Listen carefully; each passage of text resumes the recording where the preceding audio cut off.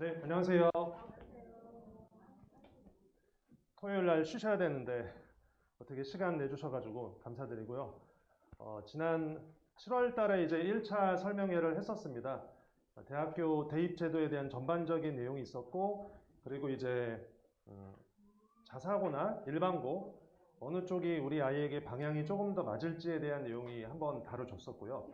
오늘은 이제 학교를 확실하게 정해야 돼요. 오늘 설명까지, 2차 설명까지 다 듣고 학교 이제 고등학교 정하시고요.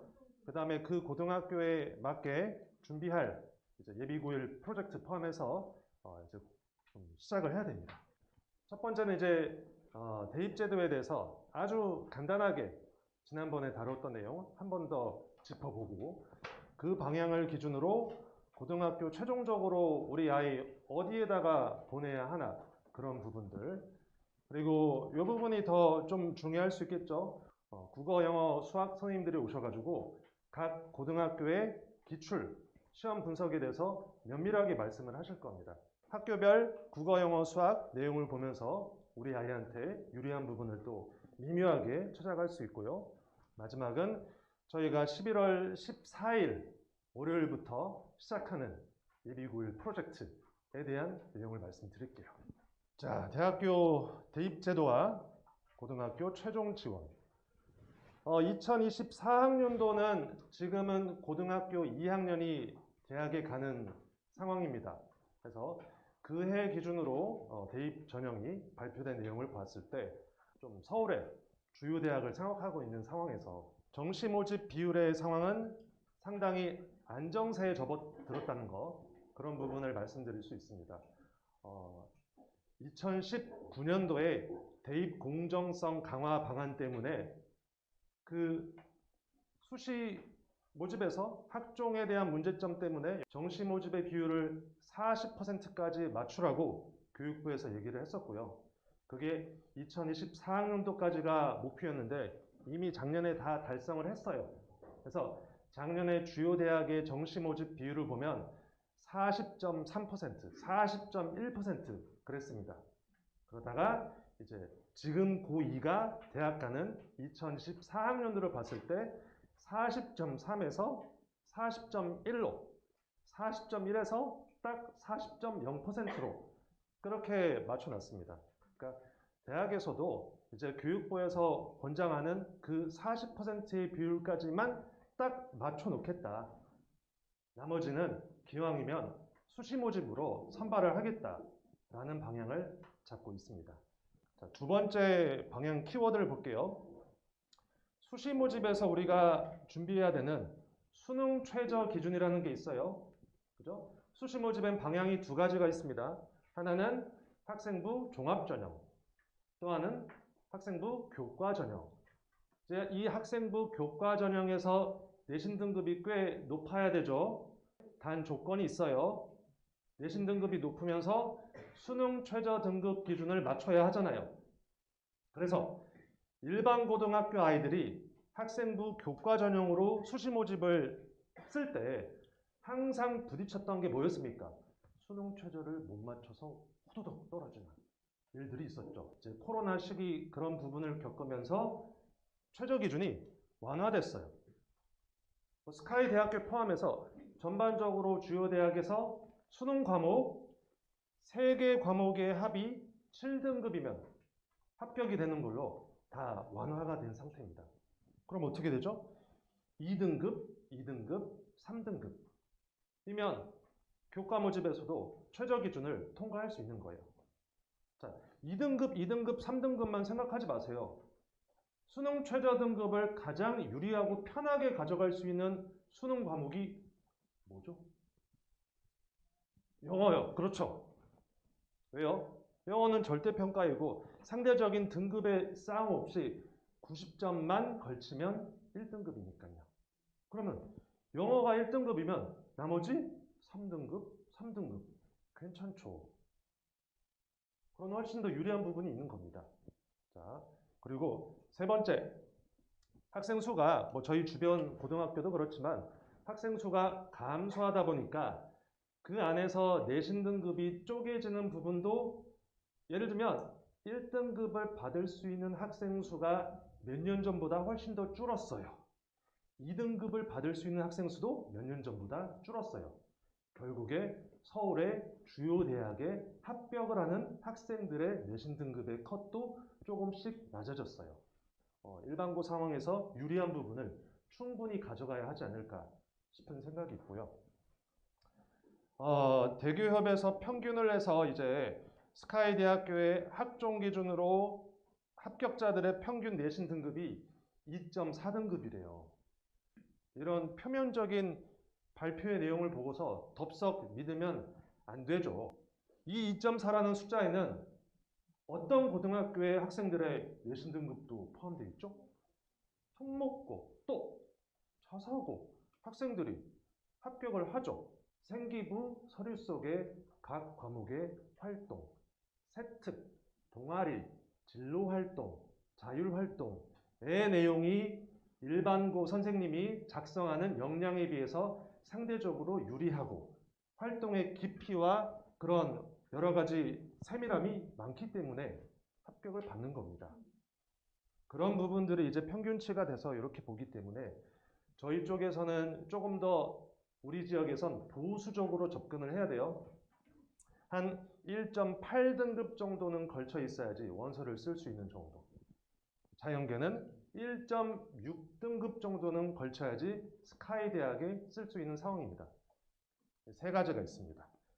자, 이거와 관련된 언론 보도 내용 간단하게 또 살펴볼게요. 현행 비율을 유지하기로, 즉 아까 말씀드렸던 정시는 40%로 서울 주요 대학 기준으로 정시는 40% 비율로 유지하도록 하겠다. 그런 부분이 있고 일부 후퇴를 한 거죠. 또 하나는 이 두 번째, 세 번째가 맥락을 같이 합니다. 자, 예전에는요. 정시에 있어서 수능 정시에 있어서 유리한 상황은 현역 고3 학생이었습니까? 재수생이었습니까? 재수생이죠, 당연히. 그런데 이 두 번째, 세 번째 내용을 보면 재수라고 해놓고 N수라고 해놓고 지금 논술 전형이라 써져 있고 수시라고 써져 있어요. 재수생, 삼수생들도 정시로 하기가 힘들어지니까 어디로 몰린다는 얘기입니까? 이제는 재수생들도 수시에 몰리고 있다는 얘기입니다. 어머님들 여기 논술 전형은 수시 모집의 한 전형입니다. 그래서 논술 시험, 뭐 인문 논술이든 자연 논술이든 시험을 본 다음에 뭘 맞추면 되는 거예요? 수능 최저만 맞추면 되는 거예요. 충분히 이제 정시 모집이 얼마나 재수생들에게도 힘든 부분인지 알고 가셔야 하는 겁니다. 그래서 서울권 주요 대학에서도 그런 재수생들이 경쟁률 상승을 이끌었다. 이렇게 있습니다. 이게 이제 대입제도의 흐름에 대한 키워드 세 가지를 말씀드린 부분이고요. 그 다음에 학교 가야죠. 대학교 가기 전에 고등학교나 일단 잘 가야죠. 그죠? 일반고는 뭔가를 준비해서 치열하게 뭘 시험을 봐서 가는 고등학교는 아니지만 그 미묘한 차이를 가지고서 잘 선택을 해야죠.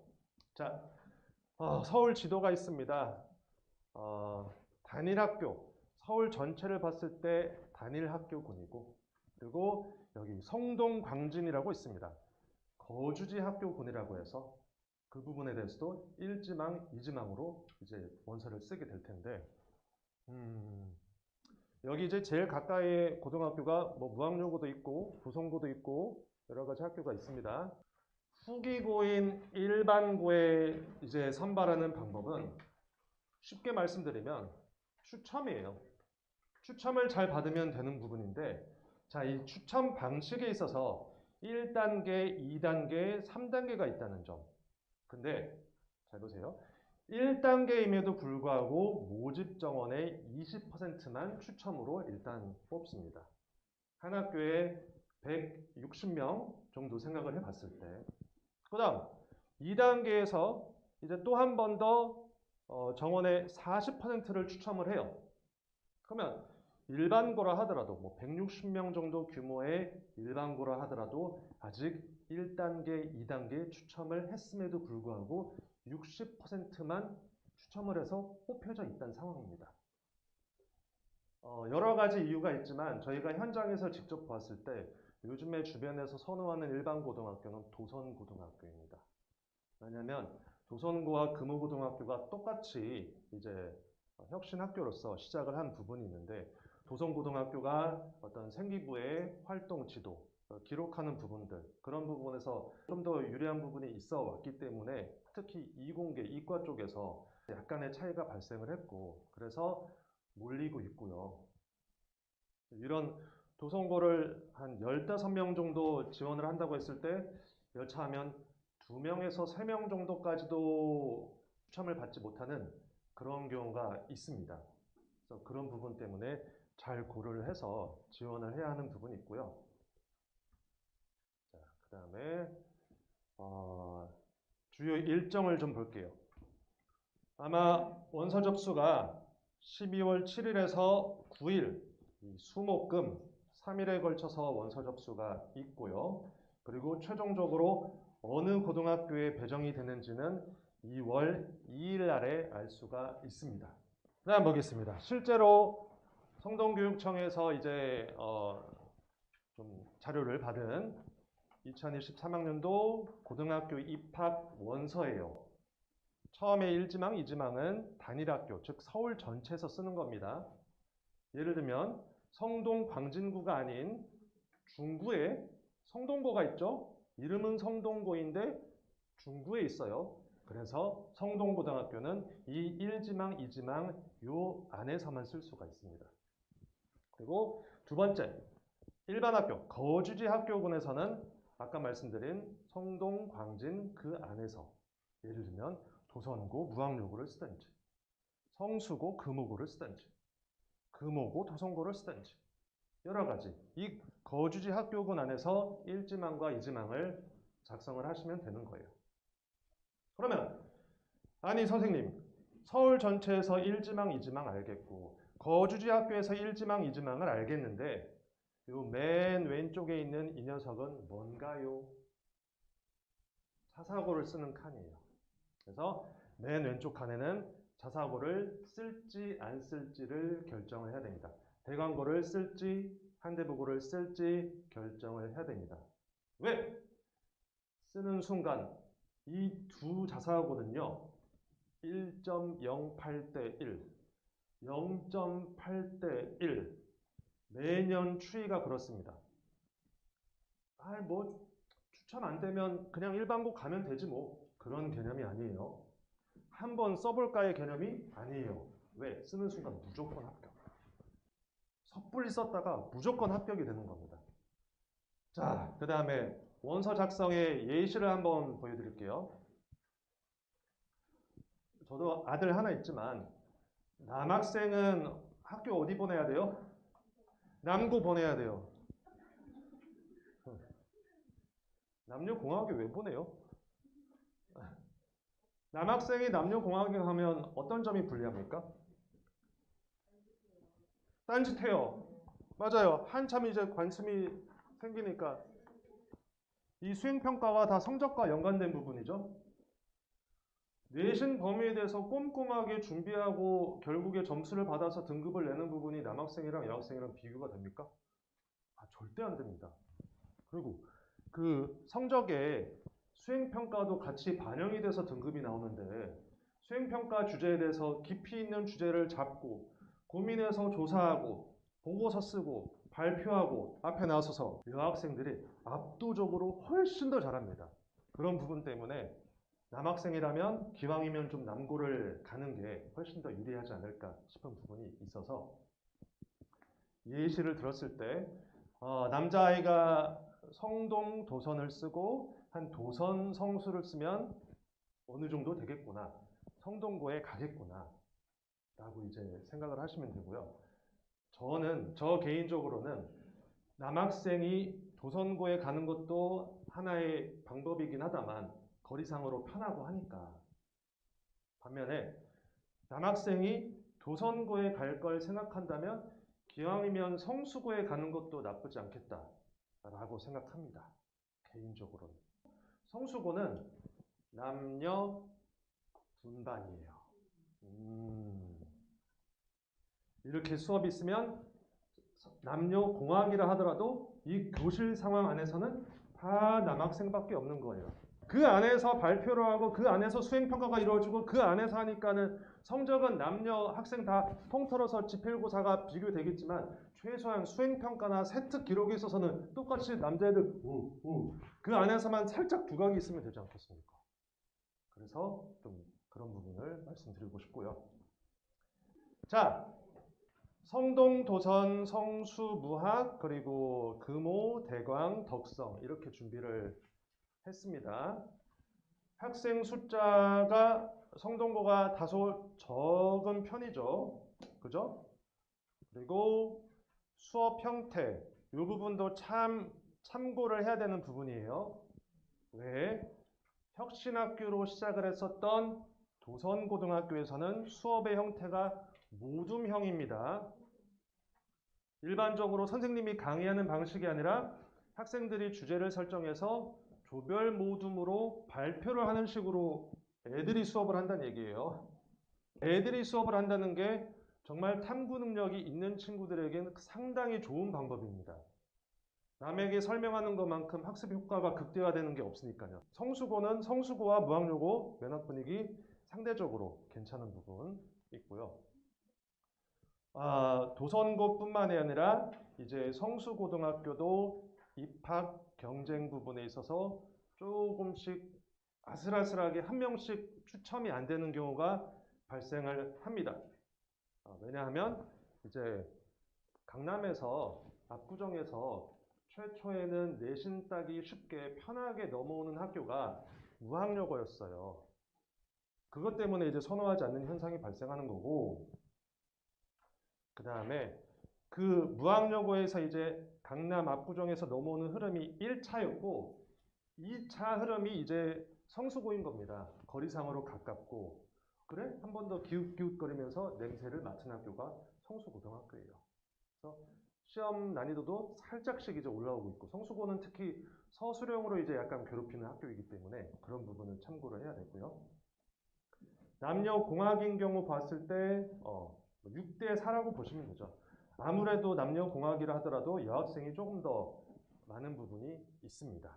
다만 아까도 말씀드린 대로 성수고는 남녀 분반이기 때문에 그 남학생들 안에서 나름의 상대적인 평가가 이루어진다를 참고하시면 좋고요. 당연히 대광고 면학 분위기는 좋죠. 학생 수도 많은 부분이 있습니다. 학생 수가 많으니까 1, 2, 3등급의 구간도 널찍널찍해요.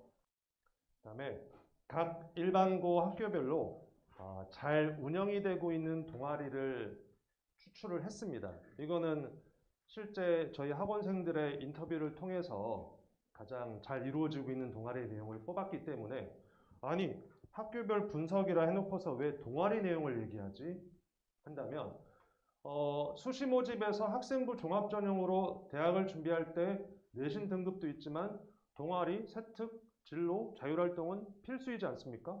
하면 어느 고등학교에서 어떤 분야의 동아리가 활성화되어서 잘 활동이 되고 기록이 되는지를 알아야지 거기에 맞춰서 고등학교를 정할 수 있지 않겠습니까? 그래서 성동고는 예전부터 이런 좀 프로그래밍 관련된 소프트웨어, 아두이노, 파이썬, 그런 앱 인벤터 이런 프로그램들을 이용해서 하는 활동들이 좀 활성화되어 있고요.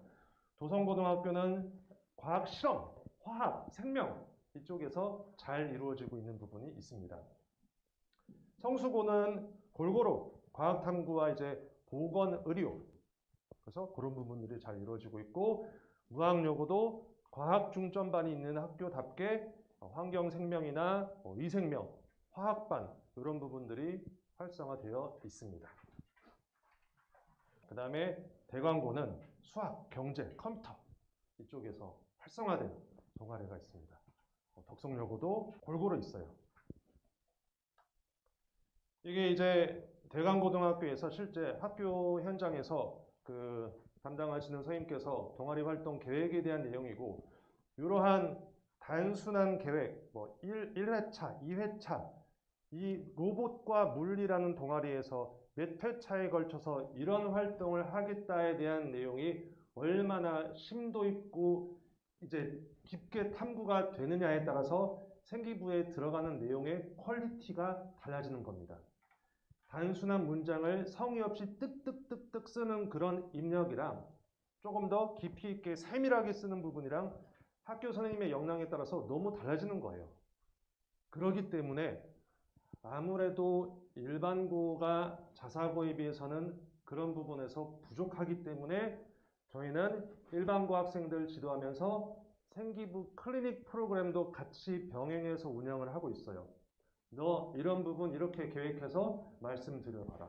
이렇게 주제를 잡아봐서 애들이랑 이런 활동을 해봐라.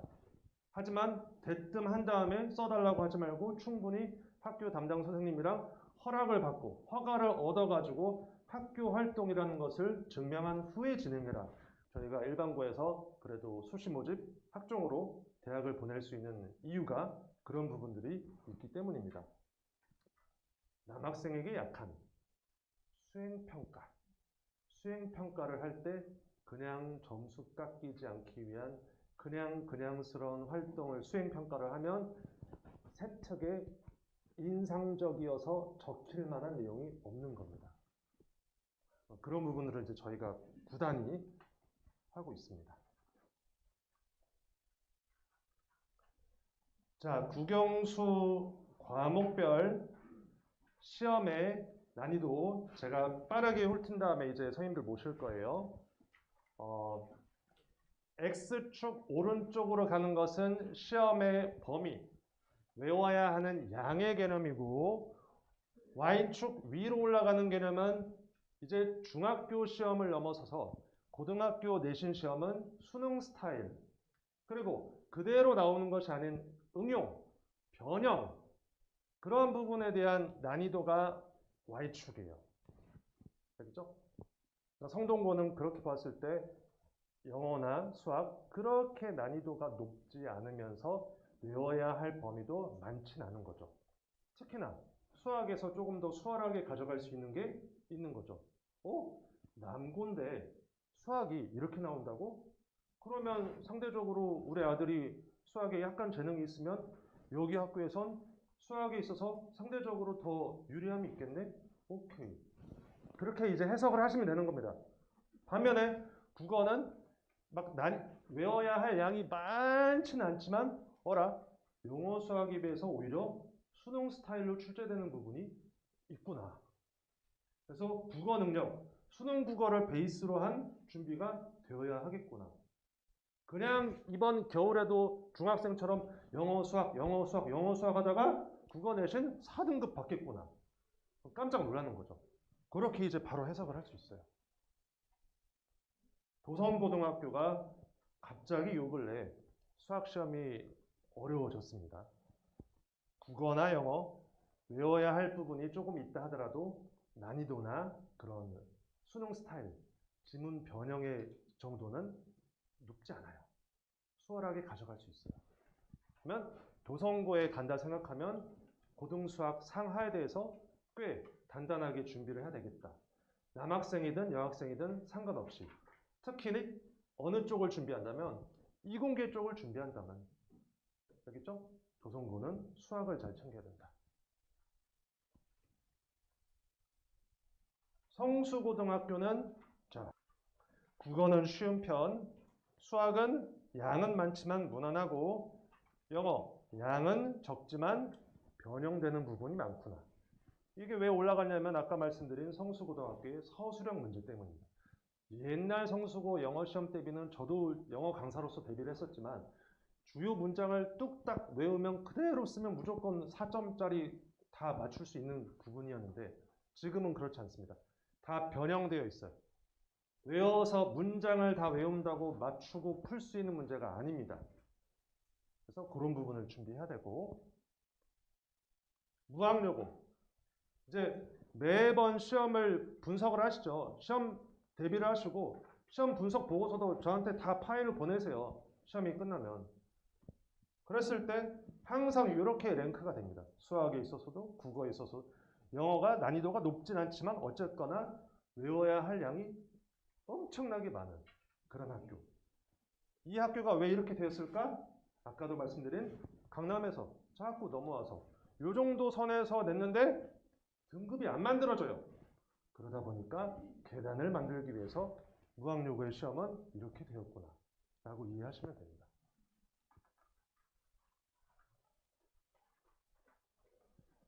금호고등학교는 영어 수학이 참 괜찮죠. 이게 나쁜 게 아니에요. 다만 나쁜 부분은 이거죠. 금호고의 영어 수학 시험은 등급이 실력에 의해서 등급이 나오는 게 아니라 실수에 의해서 등급이 왔다 갔다 한다는, 그러니까 공부 능력이 뛰어나진 않지만 실수 없이 꼼꼼하게 풀어내는 애들이 있거든요. 그런 애들한테는 되게 유리하죠. 어려운 문제도 곧잘 맞추는데 덤벙덤벙 실수하는 애들이 있거든요. 그런 애들은 절대 가면 안 되죠. 왜? 실력은 이미 영어, 수학, 금호고 시험 100점을 씹어 먹고도 남을 실력인데 이미. 근데 실수로 하나 틀렸어 2등급. 실수로 3개 틀려가지고 3등급. 그런 일이 발생하는 학교가 금호고등학교. 국어는 왜 난이도는 저 밑인데 외워야 할 건 잔뜩 이쪽에 있어요? 얘네는 중간고사 때 국어를 안 봐요. 그 수학은 또 어떤지 아세요? 수학은 착실하게 고등수학 상 시험 보고 그 다음 범위 시험 보고 하는 게 아니라 금호고는 고등수학 상하를 동시에 진도를 빼요.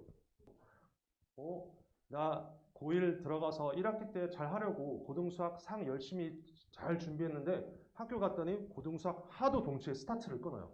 멘붕이 오는 거죠. 금호고 쓸 거면 고등수학 하도 잘 준비가 되어야 합니다. 대광고. 자, 조선고가 생각보다 수학이 어렵다고 했죠? 대광고는 생각보다 수학이 어렵지 않습니다. 다만 영어가 엄청 어렵습니다. 범위가 무학요고보다 많아요. 그리고 뭘 외운다고 풀 수 있는 개념이 아니에요.